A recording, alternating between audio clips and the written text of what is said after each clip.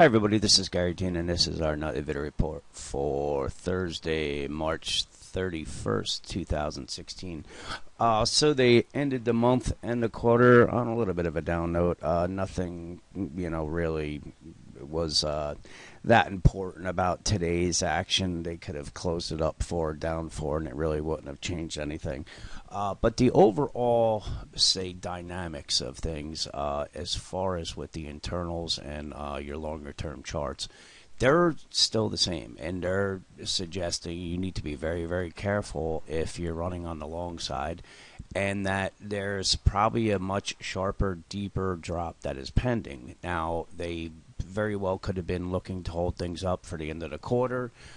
Maybe it starts tomorrow. Maybe they wait till Monday. We'll have to wait and see on that. But the thing is that we are at some of the, most overextended levels we've seen in years. And I've been saying this, and yes, it sounds like a broken record. And when you continue to say stuff like that and think it, what happens is that, the market actually has become very complacent. So, these moves usually take everybody by surprise. Is it frustrating on my end? Yes, I've been saying that. We really should have had a deeper drop from the last one we just had. Just based on some of the, like I said, the internals, and I'll show you that this is something that I haven't seen. If you go back a few years, we haven't seen it. But first thing is the advanced decline line. This is at some of the highest levels we've seen in really the entire rally that has been in place. And a lot of people are looking at this as it's a bullish thing, and that we're going to be heading making new highs because of this. But there's something that a lot of people are not really looking at when you look at the advanced decline, and when looking at it in, say, history. And what it is there's so many ETFs out there that it's almost like a dominoes effect. So it starts off with usually a currency, whatever they're pegging the markets to. Let's say it's the yen or whatever. So they'll either drop or rise that. From there, what happens is it shoots the futures up. So then when the futures open, these ETFs then have to turn around and buy the stocks.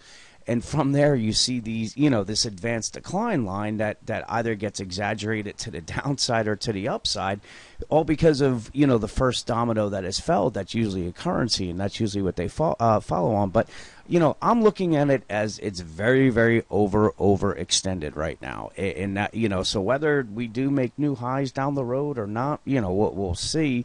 But I'm just kind of explaining that it's, things are not like they used to be, and measuring the advanced decline off of it, it's, you got to look at it all different ways, because there's just so many ETFs out there that they're forced to buy these stocks to be able to move with the market and keep up with what they're what they're supposed to be doing with when people invest in them. So very, very overextended.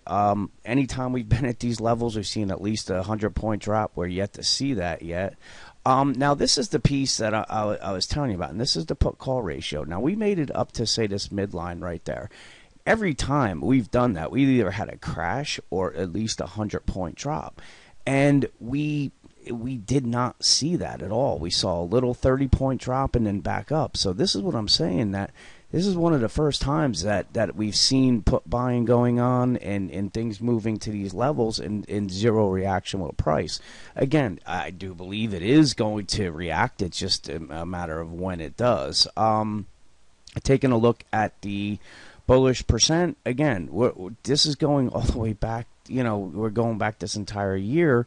This is the highest level it's been, and the S&P is nowhere near the highest it's been. And really, the last thing I want to just show you is the commodity index, because typically this turns before the S&P does, whether it be on the upside or the downside. And you can see this thing topped going all the way back to the 21st and has been heading down, and you can see that the S&P has been heading up. So it's, we do have a little bit of a divergence there. Taking a look at the regular charts, sorry, that's DES. The regular charts, this is on a daily chart. Bearish divergences, very overbought. We're in a resistance zone. Taking a look at the 60-minute chart, bearish divergences, rising wedge that we kind of muffled all around here, but it's still a rising wedge here. And when this, when it actually does react, we should see a move coming someplace down into these levels here, which is between the, let's just say, the 1970 and the 1936 level. That would be just your typical pattern retracement on it, and we're still very overbought right there. On a 15-minute chart, this is what the markets have been following, which is the craziest thing. You just don't know how long they can follow the short-term charts, because whenever we've gotten oversold on the 15-minute chart is when they're jacking the things up. But anyway, we have the bearish divergences here. It does look like consolidation, so I wouldn't be looking at today as, this is definitely the start of anything. Maybe they pop it higher tomorrow for the first of the month.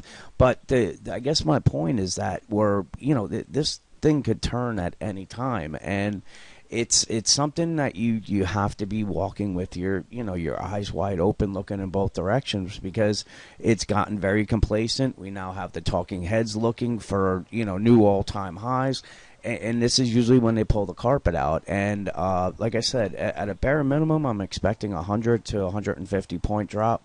Whether it starts tomorrow or it started today or it starts next week, whenever it is, there's something that's pending. And like I said, it has to do with a lot of these internals that are extremely, extremely overbought, as well as the complacency in the market. So with that, let's see what plays out tomorrow. Have a great night, and I'll talk to you guys in the morning.